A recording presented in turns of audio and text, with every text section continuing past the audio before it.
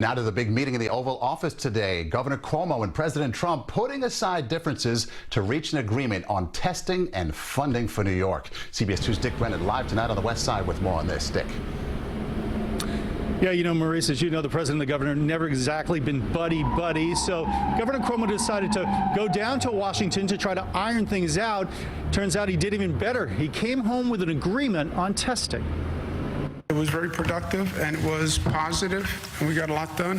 For a day at least, it appears that Governor Cuomo and President Trump actually had a meeting of the minds. Earlier today, I had a very productive meeting with Governor Cuomo, as you probably saw. Governor Cuomo says at the heart of the discussion was coronavirus testing. The governor says he and the president came to an agreement on what states control, including labs and production, and that the feds would handle the supply chain. States cannot do international supply chains. The federal government will work along with the state on the national manufacturers and distributors. Together, we'll all work together. Governor Cuomo says the goal will be to double testing to 40,000 a day, and the president says the feds will do their part.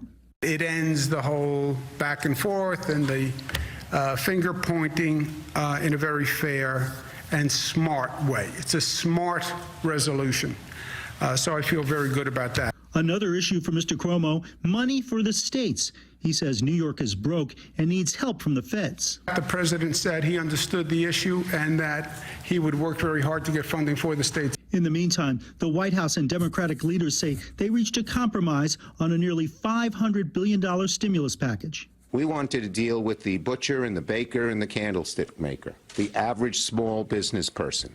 This also gives us $50 billion for disaster loans, EIDL loans, that will allow the SBA to make $300 billion of disaster loans, all for small businesses. Now, the Senate passed that bill today. The House will likely do it tomorrow. In the meantime, Governor Cuomo says it could take at least a few weeks before the state can double its testing capacity. We're live in Times Square. Dick Brennan, CBS 2 News.